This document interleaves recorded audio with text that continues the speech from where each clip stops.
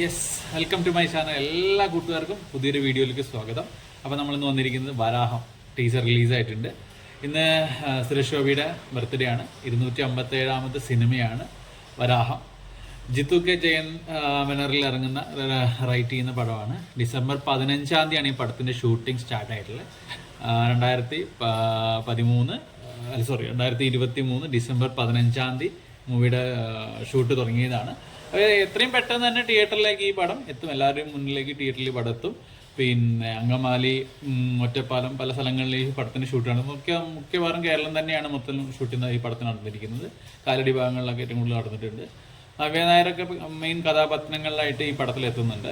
അതുപോലെ തന്നെ സുരേഷ് ഗോപിയുടെ 257ാമത്തെ പടം ഒരു ത്രില്ലിങ്, ആക്ഷൻ ത്രില്ലിങ് ഒരു മൂവിയിലാണ് പോയിരിക്കുന്നത്. ടീസർ വ്യക്തമായിട്ട് പറയുന്നുണ്ട്, ഒരു ക്രൈം ഡിപ്പെൻഡബിൾ മൂവിയാണ്.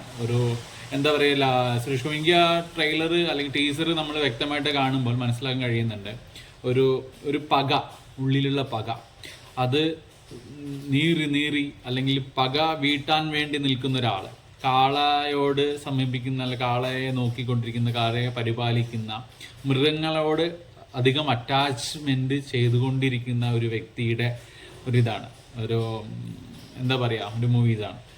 നമ്മൾ ആ ടീസറിൽ കാണുമ്പോൾ തന്നെ തുടക്കത്തിൽ നമുക്ക് കാണാൻ പറ്റും, അദ്ദേഹത്തിൻ്റെ വീട്ടിൽ സ്റ്റെയറിന് അല്ലെങ്കിൽ സ്റ്റെപ്സിൻ്റെ ആ ബാക്ക് ഭാഗങ്ങളിൽ മൊത്തം കാളയുടെ കൊമ്പ്, പലതരം മൃഗങ്ങളുടെ കൊമ്പ് വെച്ചതായിട്ട് നമുക്ക് കാണാൻ പറ്റും.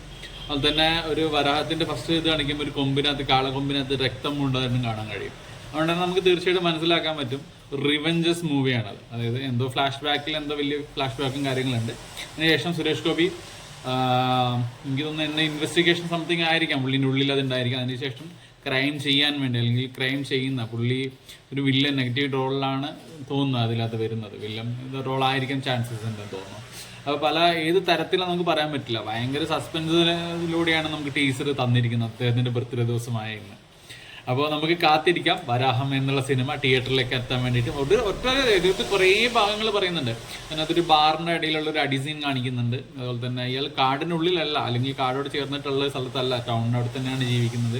അപ്പോൾ ഒരിക്കലും നമുക്ക് അങ്ങനെ കാൽക്കുലേറ്റ് ചെയ്യാൻ പറ്റില്ല. ഇയാൾ ഒരു മുന്നേ ഒരു ഓഫീസർ എന്തായിരുന്നു തോന്നുന്നു, പോലീസിലോ അല്ലെങ്കിൽ അവിടെ നിന്ന് റിട്ടയർഡ് ആയിട്ടും ഞാൻ തോന്നുന്നു, ഐ തിങ്ക്, അറിയില്ല.